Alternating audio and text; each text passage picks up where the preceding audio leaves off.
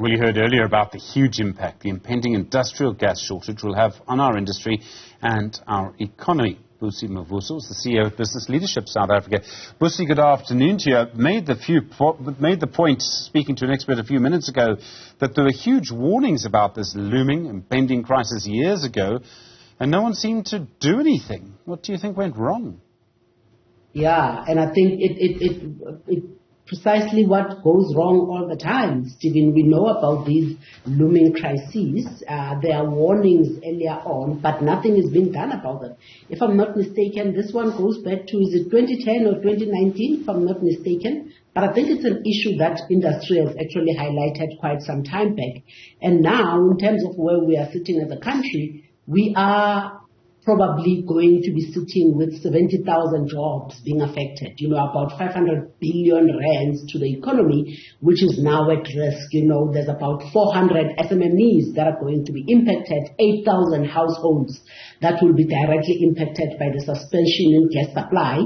So if we thought that we were turning a corner in as far as the electricity energy stability is concerned, we've got another thought coming. Because if you think about it, Stephen, gas has been that constant supply of energy that has been relied upon, with electricity shortages that we've been experiencing as a country. So if you cut gas, if South Africa is going to be facing a gas cliff in June 2026, then where does that put us as a country? What does that mean for businesses? What does it mean for the economy? What does it mean for our competitiveness?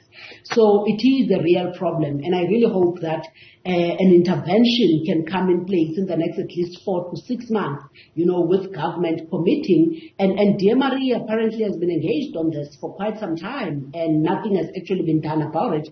So we now have to come up with a solution in the next 4 to 6 months to make sure that we can put plans in place so that we don't get to this impending gas cliff or impending gas cliff that we might be experiencing as a country in June 2026.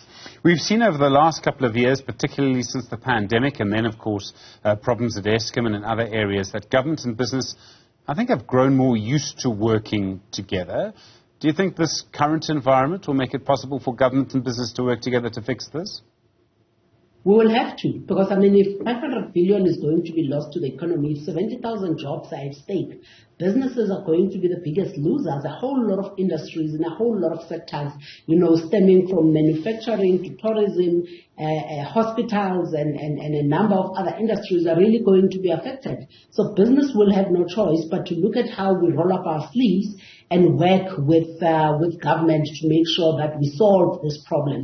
But government is going to have to lead from the front on this one, whether it is to provide financial guarantees, to underwrite the investment in gas receiving infrastructure, whether it is to make sure that we bring us all back to the table to have a discussion about this, whether it is to make sure that some of the pipelines are actually positioned to can provide the gas energy security, especially for KZN, Gauteng and Mpumalanga.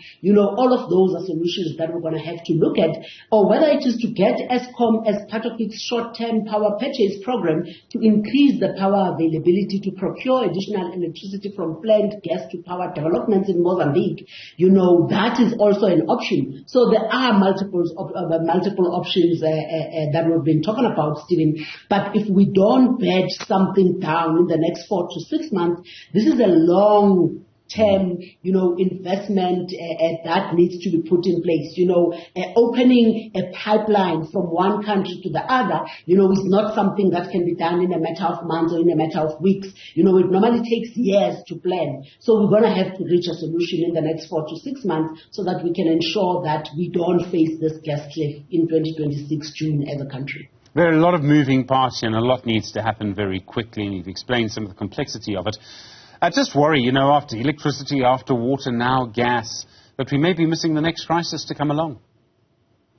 We definitely are, and I think that is a problem, Stephen. When you sit in a country where almost everything is going wrong or can go wrong, this is precisely what happens. We are sort of like fixated at the moment with fighting fires, and just just making sure that Rome doesn't continue to burn. But I guess if you continue to operate in this crisis mode, you do get to drop a lot of balls, and I think that is precisely where we find ourselves, at the moment as a country. But I guess all these issues that we're facing, Stephen, the most irritating thing for me is that they are all own goals. It is something that we knew at some point, before, that this is going to be a crisis if it is not addressed, and we didn't address it, and now we're sitting in this situation where we all have to run around like headless chickens to try and find a solution, and it is really a problem. So, but business is committed, to say, we're happy to sit around the table with government to see how we can find a solution.